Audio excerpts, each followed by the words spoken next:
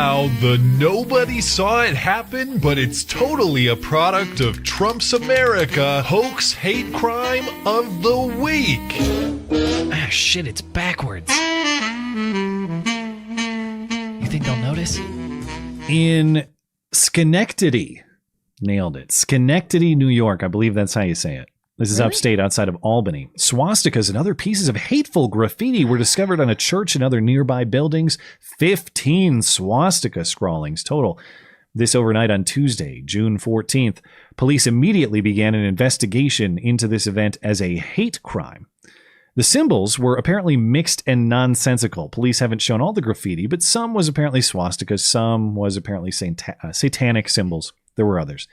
And even though this nonsensical mix of symbols prompted one area man to believe it was done by a child, as he wrote in an open letter published by a local radio station, he still wanted to condemn that child. This is Cameron through a little local radio station. To that child.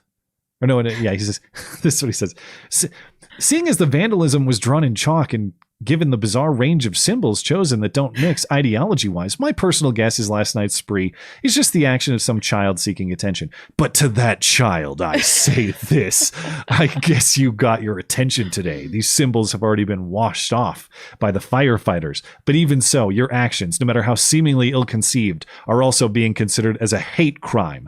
Maybe law enforcement will catch up to you, and I fervently hope they do. And you'll get yourself a nice, fun felony charge for your efforts. Young man. A kid, if it's like legit a kid, he thinks this is a felony? I guess so. So sleep afraid, because there are a lot of surveillance cameras downtown.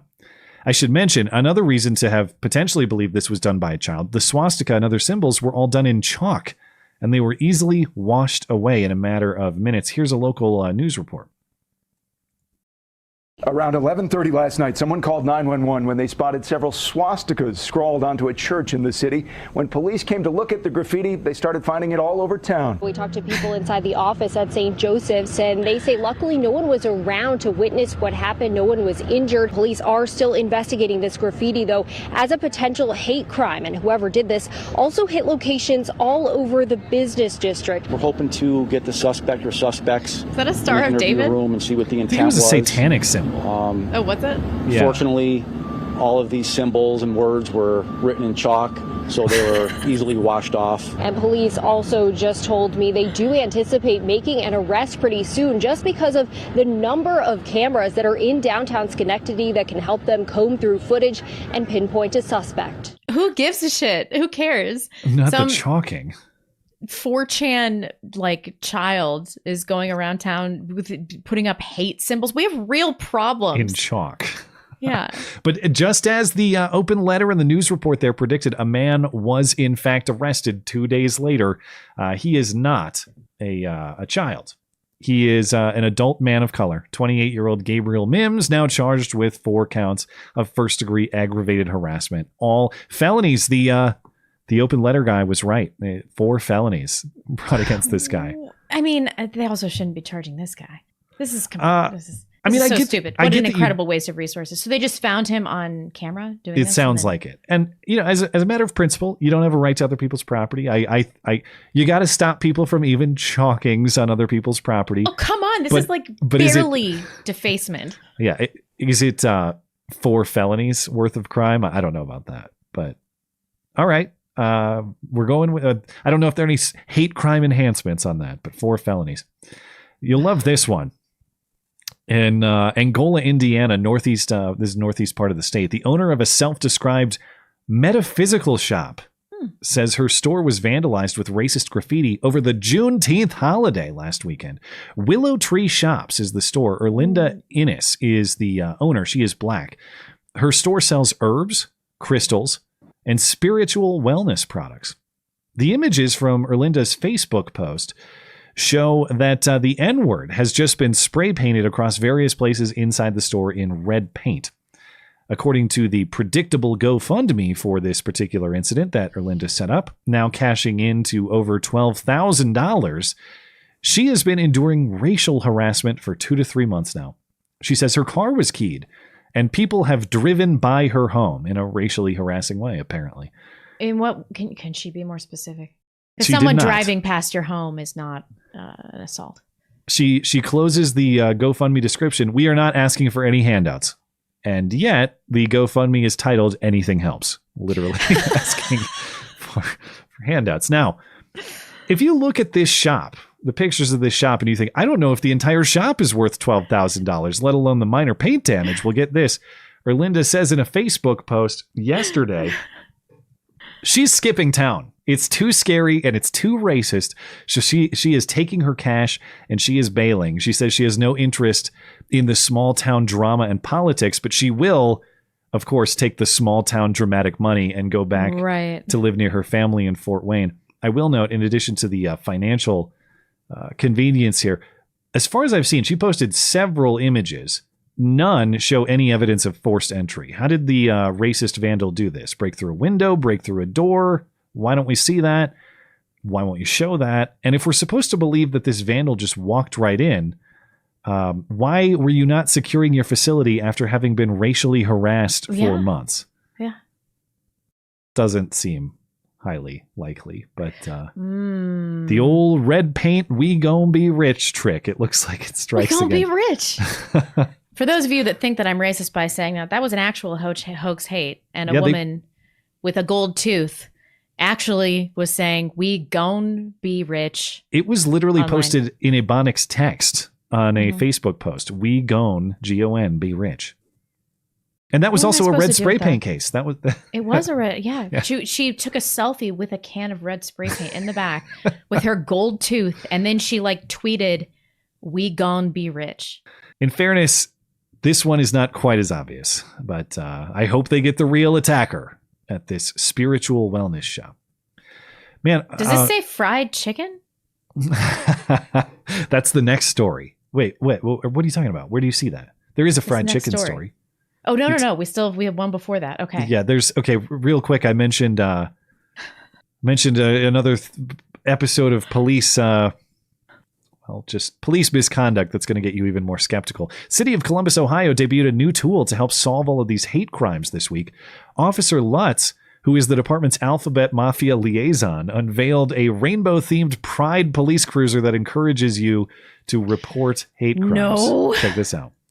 Hi, I'm Officer Lutz with the Columbus Division of Police. I'm your LGBTQIA+ liaison officer. And we're unveiling right now our Pride Cruiser for the month of June.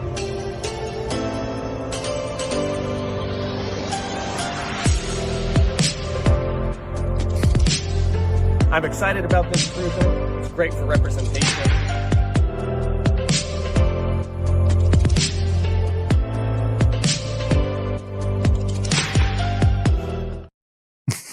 Complete with glory hole and a tinted window. Okay.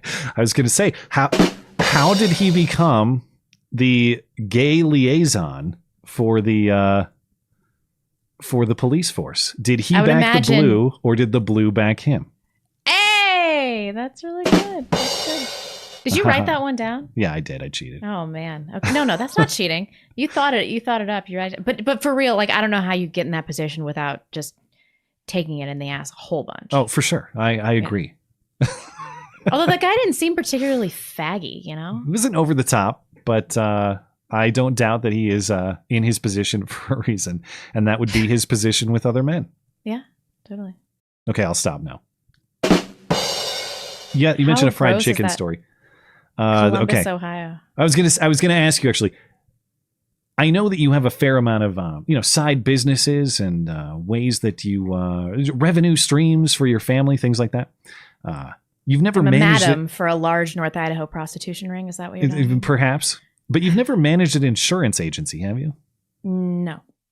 Specifically, an insurance agency in Millinocket, Maine. This is way up there in the middle of nowhere. Wouldn't you like to know? No, I haven't though. Well, it just seems that this insurance. That the office culture at this insurance agency is just right there with your style. This is an insurance agency called Harry E. Reid Insurance Agency. On Monday, the agency posted a sign in its window that said, "Juneteenth, it's whatever, we're closed. Enjoy your fried chicken and collard greens." I love fried chicken and collard greens, though. Well, the outrage sparked backlash, and it was swift. The agency has now been dropped by insurance partners Progressive, Allstate, and Farmers. In a statement on Facebook, the person who posted the sign issued an apology. Her name is Melanie Higgins. She writes in part, I would like to publicly apologize for any misunderstanding and hurt that has arisen out of my usual snarky office closure signs and content. A sign that is being considered as racist because of the terminology I used regarding foods that are associated with ethnicities. My only explanation I can offer is that I had a death in the family, and I just wanted to go home, and so I quickly wrote the note. I personally take a firm stand against prejudice and bigotry. I am also multiracial, and I understand. What is she? I haven't seen a picture, and she didn't say. I got to see this. Okay. She understands the severity of intolerance. She adds that she's been reprimanded by the insurance agency. That's hilarious. But as always, the problem here is her apology. Shouldn't have done it, but she's been punished nonetheless. Melanie Higgins. Let me look this up. It's what's the name of the town? Millinocket, Maine. Millinocket, I mean, Maine. I guess it surprises me that anybody thinks that they're not going to get in huge trouble for doing something like this. Maybe she does post trolly things around the office, but it is hard to believe. I'm not advocating for her punishment. I'm just saying it's hard to believe that the punishment or the reaction was completely unforeseen. I have a hard time believing that, but not that she shouldn't have done it. But you got to know what to expect here. Yeah. Like when you have Jared Taylor on your YouTube channel and he says Negro conversationally a whole bunch of times, it might piss off some random black guy that works for the Young Turks. The hit pieces keep flowing, I see. Please check it out, audience.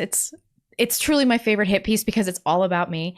And it's this Dr. Rashad Ritchie. I've never heard of him before, but check it out. It has 150,000 views and 4,000 comments, and they're all about me. Wow.